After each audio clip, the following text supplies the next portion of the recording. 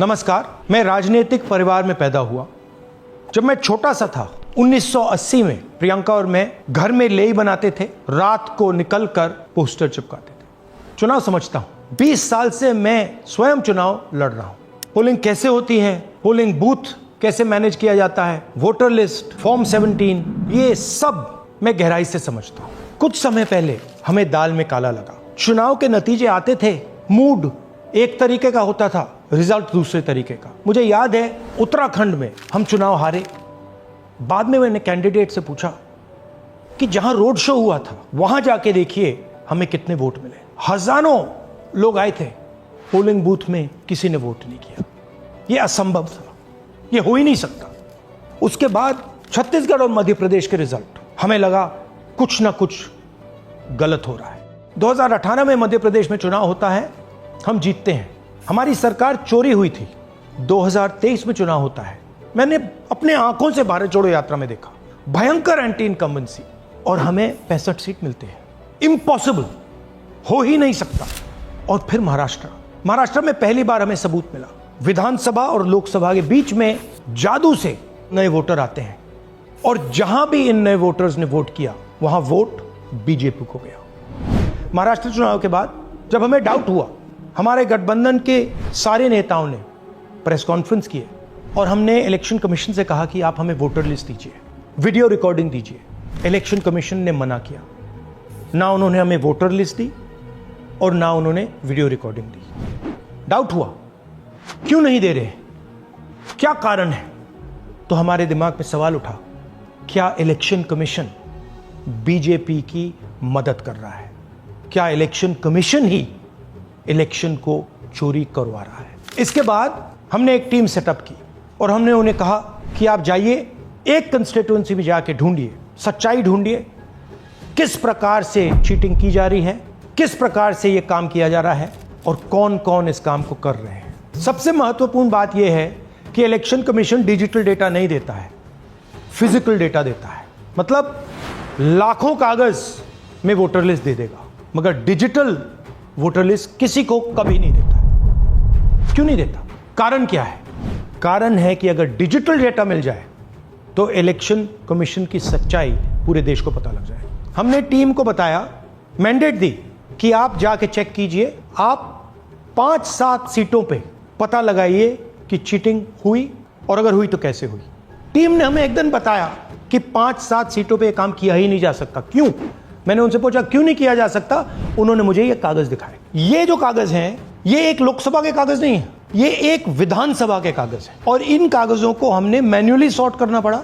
और पूरा का पूरा काम जो हुआ है, इसमें 6 महीने लगे हैं, और एक असेंबली सीट में हम ये काम कर पाए हैं। क्यों? क्योंकि डिजिटल डेटा नहीं दिया जाता। अगर इलेक्शन कमीशन ने हमें डिजिटल डेटा दिया होता तो हम ये कार्रवाई पूरे देश में, हर लोकसभा में, हर विधानसभा में 15 मिनट में करके दिखा देते। हमारे पास अनलिमिटेड रिसोर्सेज नहीं है, इसलिए हमने ये रिसर्च सिर्फ एक लोकसभा में, एक विधानसभा सीट में की। मगर मुझ में अब पूरा भरोसा है कि ऐसी 100 से ज्यादा सीटें हैं हिंदुस्तान में। जो यहां हुआ है उन सीटों में भी हुआ है। और याद रखिए, अगर बीजेपी को 10-15 सीटें कम आती तो आज नरेंद्र मोदी प्रधानमंत्री नहीं होते, इंडिया गठबंधन की सरकार होती। जांच ने 5 तरीके की चोरी पकड़ी है। डुप्लीकेट वोटर, जिसका मतलब एक वोटर के नाम वोटर लिस्ट में अनेक जगह आ रहे हैं। फेक एड्रेस, मतलब एड्रेस है ही नहीं या फिर house number 0। Bulk voter in single address, मतलब एक छोटे से घर में 40, 50, 60 लोग रह रहे हैं। इनवैलिड फोटोज, छोटी सी फोटो है या फिर फोटो ही नहीं है, और वो जो छोटी फोटो है वो दिखती भी नहीं है। कौन है, किसका चेहरा है, नहीं पता लग सकता। Misuse of form 6। Form 6 first time voters के लिए होती है, मतलब जिनकी एज 18-20 साल की हो, मगर वोटर लिस्ट में 90 साल के लोग फॉर्म 6 का प्रयोग कर रहे हैं। चुनाव में 6,50,000 वोटर थे, उसमें से 1 लाख चोरी के थे। अब मैं आपको 5 उदाहरण देता हूं। ये देखिए, गुरकीरत सिंह डांग, इसका नाम 4 अलग अलग बूथों पे आता है। ये कैसे हुआ और क्यों हुआ? एक और उदाहरण, विशाल सिंह, वाराणसी में वोटर लिस्ट में नाम है और बेंगलोर में 2 बार वोटर लिस्ट में नाम आता है। क्या ये वाराणसी में वोट कर रहे हैं या बेंगलोर में वोट कर रहे हैं या दोनों जगह वोट कर रहे हैं? एक और उदाहरण देखिए, हाउस नंबर 0। तो आपने कभी सुना है हाउस नंबर 0? हमने तो नहीं सुना था, मगर बेंगलोर में हजारों हाउस नंबर 0 हैं वोटर लिस्ट पे। हाउस नंबर 35 की कहानी सुनिए। छोटा सा घर है, ज्यादा से ज्यादा 4 लोग रह सकते हैं, मगर इस 35 में 80 लोग वोटर लिस्ट में रजिस्टर्ड हैं। ये ईआरओ ने कैसे अप्रूव किया, क्यों अप्रूव किया, पता लगाना है। अच्छा, अब ये देखिए वोटर लिस्ट, इनकी फोटो देखिए, या फोटो है ही नहीं या फिर छोटी छोटी फोटो है तो दिख नहीं सकती। इन वोटर आईडीज पे वोट दिया गया है। अब मैं आपको बताता हूं शकुन रानी की कहानी। फर्स्ट टाइम वोटर बनी है, 70 साल की आयु है। एक बार फॉर्म 6 का प्रयोग किया और उसके कुछ ही महीने बाद दूसरी बार फॉर्म 6 का प्रयोग होता है। 2 बार इनका नाम वोटर लिस्ट में आता है और फर्स्ट टाइम वोटर की लिस्ट में आता है। ये फर्स्ट टाइम वोटर हो ही नहीं सकती। तो क्या शकुन रानी जी ने वोट किया या किसी और ने शकुन रानी जी के लिए वोट किया? ये ही छुपाने के लिए सीसीटीवी का डेटा हमें नहीं दिया जा रहा है। और ये शकुन रानी जी अकेली नहीं है, ऐसे हजारों लोग हैं जिन्होंने फॉर्म 6 का प्रयोग करके 2-3 बार वोटर लिस्ट में नाम डाला है। हमने पहले इलेक्शन कमीशन से इलेक्ट्रॉनिक वोटर लिस्ट मांगी थी, सीसीटीवी फुटेज मांगी थी। उन्होंने अपना काम नहीं किया, हमें नहीं दिया।